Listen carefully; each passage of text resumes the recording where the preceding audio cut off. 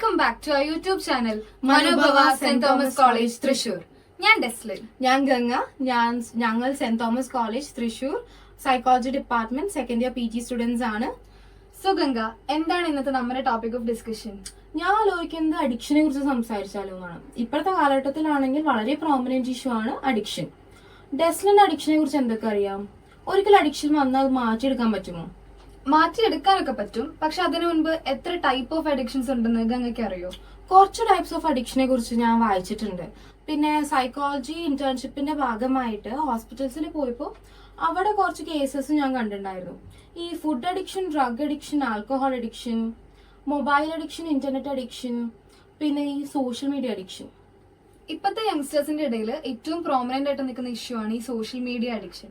ഇപ്പൊ റീസെന്റ് ആയിട്ട് നടന്ന ചില സ്റ്റഡീസിന്റെ ബേസിൽ പറയുകയാണെങ്കിൽ 59% യുവാക്കളുടെയും പേഴ്സണൽ റിലേഷൻഷിപ്പിനെ വരെ ഈ സോഷ്യൽ മീഡിയ അഡിക്ഷൻ നെഗറ്റീവായിട്ട് ബാധിക്കുന്നുണ്ട് എന്നാണ് പറയുന്നത്.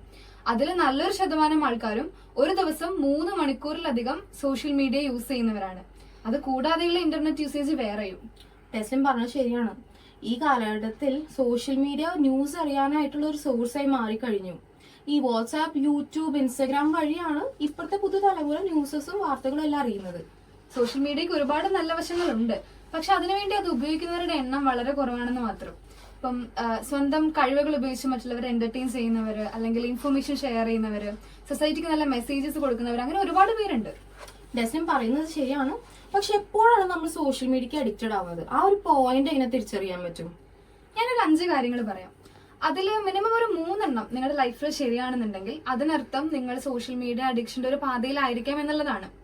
അതിലൊന്നാമത്തേത്, ഡെയിലി ലൈഫിൽ നമ്മൾ ചെയ്യേണ്ടതായിട്ടുള്ള ചില കാര്യങ്ങൾ ഭംഗിയായിട്ട് നമുക്ക് ചെയ്യാൻ പറ്റാതിരിക്കുക.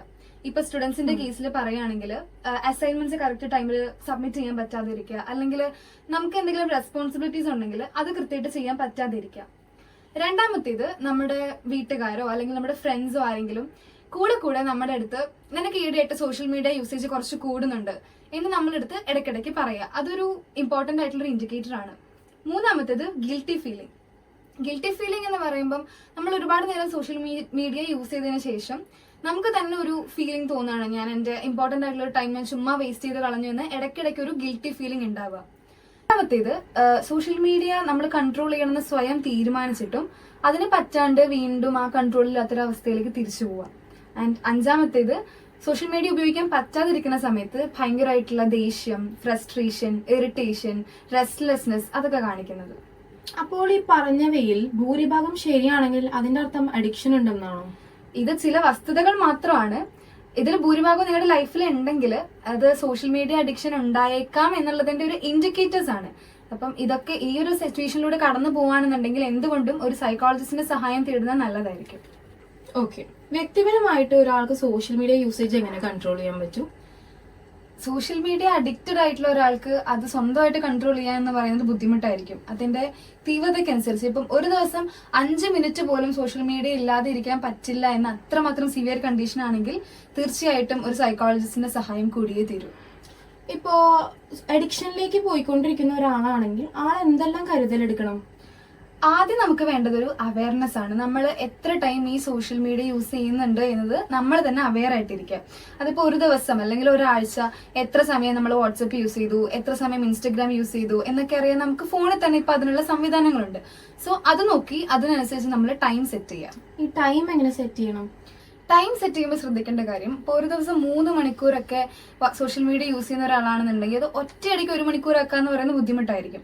അപ്പൊ നമ്മൾ പടിപടിയായിട്ടത് കുറച്ചുകൊണ്ട് വരിക. അപ്പൊ ആദ്യം 2.25 മണിക്കൂർ, 2.5 മണിക്കൂർ, 2 മണിക്കൂർ, അങ്ങനെ സ്റ്റെപ്പ് ബൈ സ്റ്റെപ്പ് ആയിട്ട് അതൊരു 1 മണിക്കൂറിലേക്കൊക്കെ എത്തിക്കുക. ശരിയാണ് ഡെസ്ലിൻ പറഞ്ഞത്. ഇപ്പൊ അഡിക്ഷൻ പെട്ട ഒരാളാണെങ്കിൽ ഒറ്റയടിക്ക് അത് കുറച്ചു കൊണ്ടുവരാന്ന് പറഞ്ഞാൽ അതിൻ്റെതായ ബുദ്ധിമുട്ടുകൾ അയാൾ അനുഭവിക്കേണ്ടി വരും. പിന്നെ ശ്രദ്ധിക്കേണ്ട ഒരു കാര്യം, നമ്മളിപ്പം എത്ര മിനിറ്റ് ആണ്, ഇപ്പം ഒരു ദിവസം 15 മിനിറ്റ് ആണ് ഞാനിന്ന് സോഷ്യൽ മീഡിയ ഉപയോഗിക്കാതിരിക്കാൻ പോകുന്നത് എന്ന് തീരുമാനിച്ചാൽ ആ ഒരു 15 മിനിറ്റ് മറ്റെന്തെങ്കിലും ആക്ടിവിറ്റീസ് കണ്ടെത്താൻ ശ്രമിക്കുക. ഈ ഡാൻസിങ്, സിംഗിങ്, ഗാർഡനിങ്, റൈറ്റിംഗ് അങ്ങനത്തെ ആക്ടിവിറ്റീസ് അല്ലേ ഉദ്ദേശിച്ചത്? അതെ, ആൾക്ക് എന്താണോ താല്പര്യമുള്ള ആക്ടിവിറ്റി ആ ആക്ടിവിറ്റീസിൽ മാക്സിമം എൻഗേജ് ചെയ്യാൻ ശ്രമിക്കുക. പിന്നെ ശ്രദ്ധിക്കേണ്ട മറ്റൊരു കാര്യം, നമ്മൾ ഈ ഒരു അഡിക്ഷന്റെ അവസ്ഥയിലാണ് ഉള്ളതെന്നും അതിൽ നിന്ന് പുറത്തു കിടക്കാൻ ശ്രമിക്കുന്നുണ്ടെന്നും ഒക്കെ നമ്മുടെ വീട്ടുകാരുടെ അടുത്തും ഫ്രണ്ട്സിന്റെ അടുത്തൊക്കെ പറയുന്നത് നല്ലതായിരിക്കും. കാരണം അവരുടെ ആ ഒരു സോഷ്യൽ സപ്പോർട്ട് കൂടെ ആകുമ്പോൾ അത് എന്തുകൊണ്ടും ഹെൽപ്ഫുൾ ആയിരിക്കും. അപ്പൊ നമ്മൾ വിചാരിച്ചാലും മാറ്റങ്ങൾ വരുത്താമല്ലേ? ഇതോടുകൂടി നമുക്ക് ഇന്നത്തെ എപ്പിസോഡ് വൈൻഡ് അപ്പ് ചെയ്യാൻ സമയമായി. ഇതുപോലെയുള്ള ഇൻഫോർമേറ്റീവ് ആൻഡ് സൈക്കോളജിക്കൽ കണ്ടന്റ് കൂടുതൽ അറിയാൻ വേണ്ടി ഞങ്ങളുടെ മനോഭവ STC-TCR എന്ന യൂട്യൂബ് ചാനൽ ഫോളോ ചെയ്യുക. This is Jaslin Mary Devi and ഗംഗായ സൈനിങ് ഓഫ്. Thank U.